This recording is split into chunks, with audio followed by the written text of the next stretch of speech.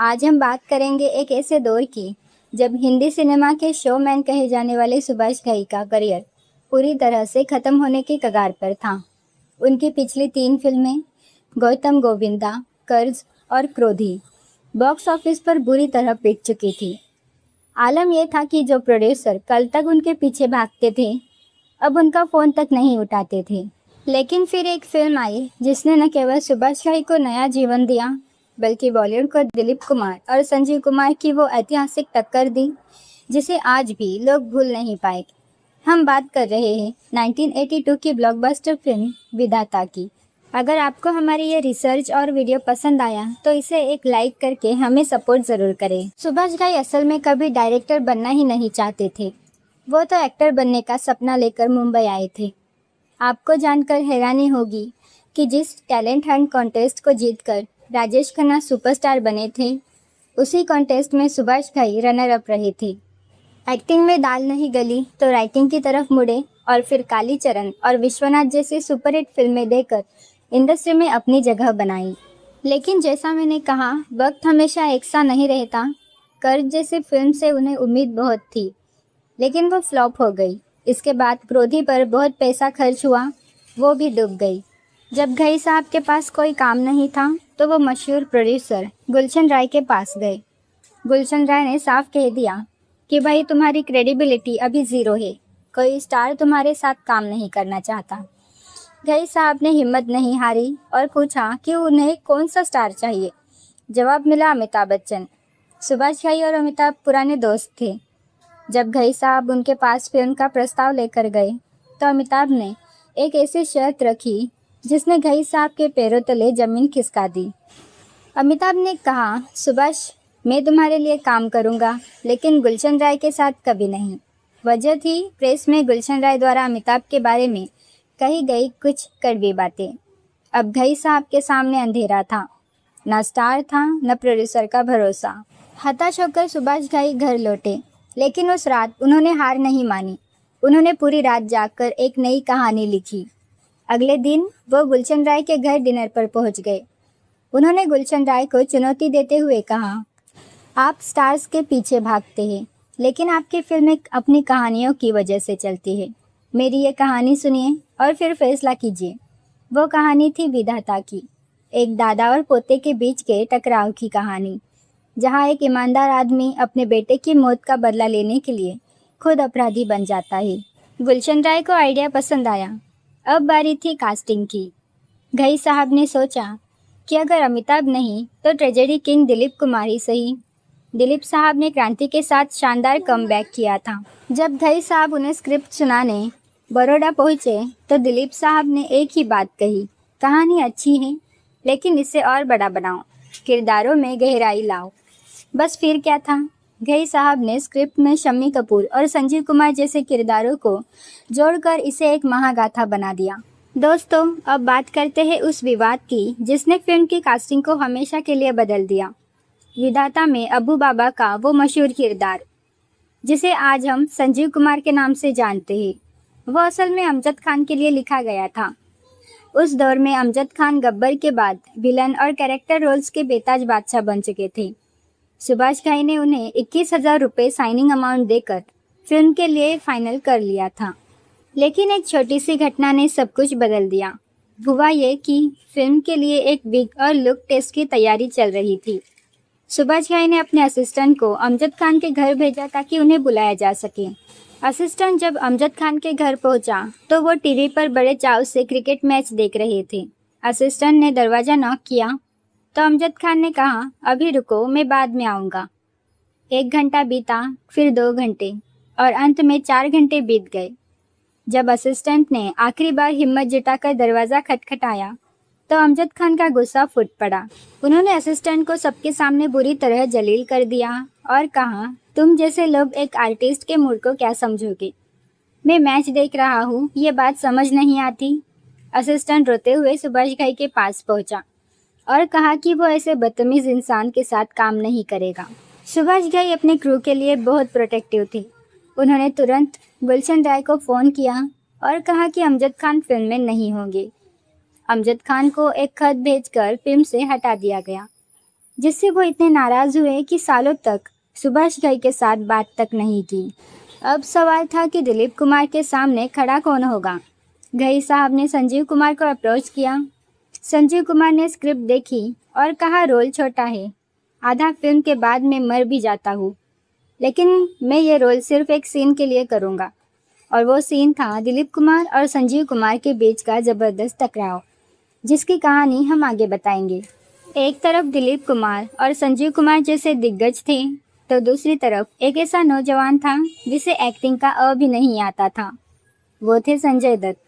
अपनी पहली film Rocky के बाद संजय दत्त रातों रात स्टार बन गए थे, लेकिन विधाता के सेट पर वो सुभाष घई के लिए सबसे बड़ा सिर दर्द बन चुके थे। उस वक्त संजय दत्त बुरी तरह ड्रग्स की गिरफ्त में थे। सेट पर उनका कोई डिसिप्लिन नहीं था। आगरा में शूटिंग हो रही थी और जैसे ही कैमरा बंद होता संजय दत्त गायब हो जाते। पता चलता कि वो दिल्ली अपने दोस्तों से मिलने भाग गए हैं। दिलीप कुमार और शम्मी कपूर जैसे सीनियर एक्टर्स को घंटों इंतज़ार करना पड़ता था। सुभाष घई इतने परेशान हो गए कि उन्होंने संजय के पिता सुनील दत्त को फ़ोन किया और कहा, दत्त साहब, आपका लड़का हाथ से निकल जा रहा, इसे समझाइए। इतना ही नहीं, संजय दत्त को इमोशनल सीन करने में बहुत दिक्कत होती थी। एक सीन था जहां अबू बाबा यानी संजीव कुमार की मौत पर उन्हें दहाड़ मारकर रोना था, लेकिन संजय दत्त के चेहरे पर कोई भाव नहीं आ रहा था। तब सुभाष घई ने अपना डायरेक्टर वाला दिमाग चलाया। घई साहब संजय के पास गए और उनके कान में धीरे से कहा, संजू, बस ये सोचो कि तुम्हारी माँ नरगिस तुम्हें छोड़कर चली गई है। जब वो मरी थी तो तुम्हें कैसा लगा था? नरगिस जी की मौत का जख्म उस वक्त संजय के दिल में हरा था। जैसे ही सुभाष घई ने ये बात कही, संजय के अंदर का दर्द फूट पड़ा और उन्होंने वो रोने वाला सीन एक ही टेक में इतना नेचुरल दिया कि सेट पर मौजूद हर इंसान की आंखें नम हो गई।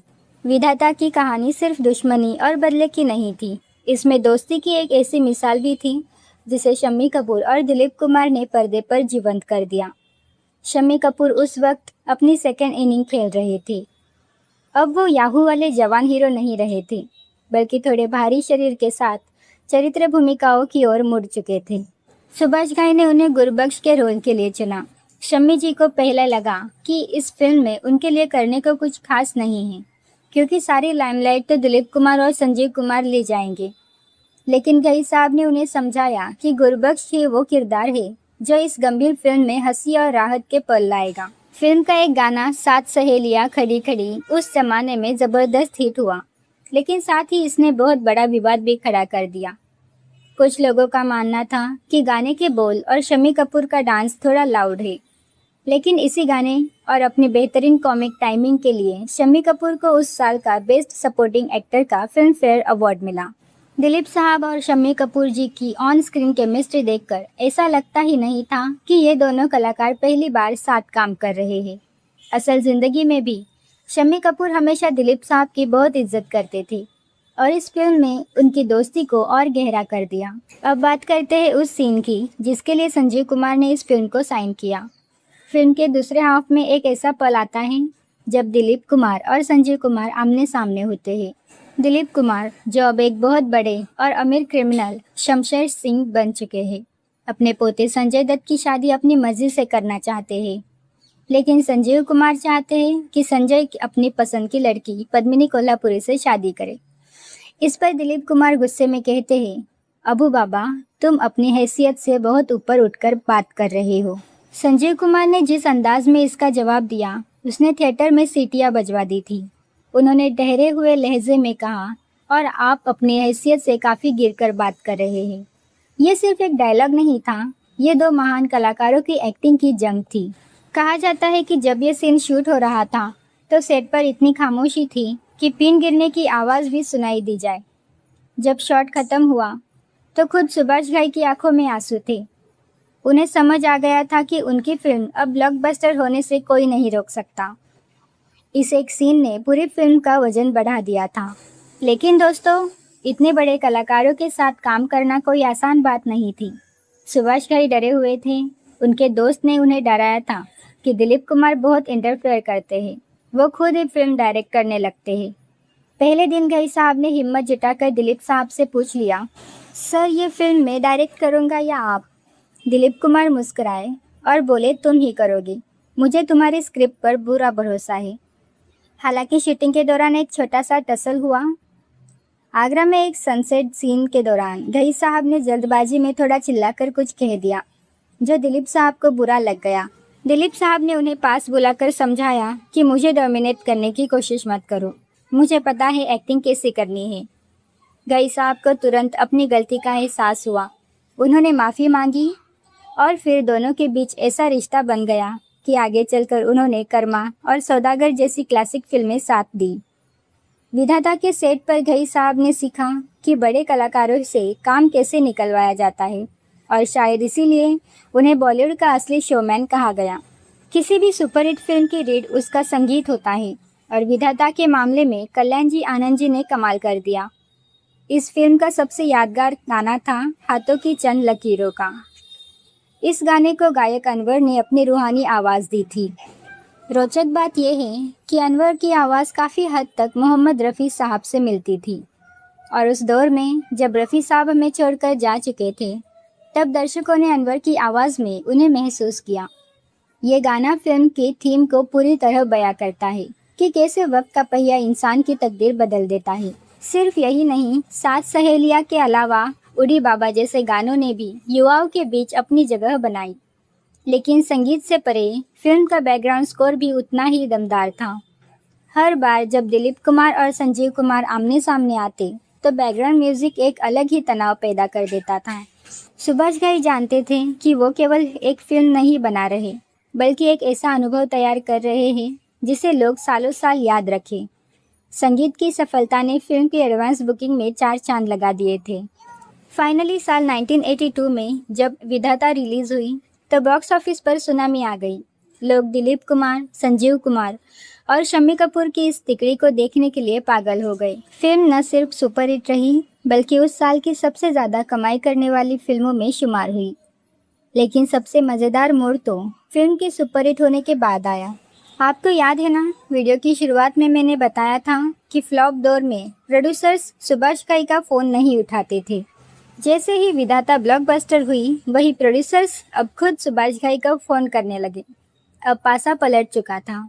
घई साहब ने अपनी बायोग्राफी और इंटरव्यूज़ में बताया है कि जब उन लोगों के फ़ोन आए तो उन्हें वही जवाब मिला जो कभी घई साहब को मिलता था।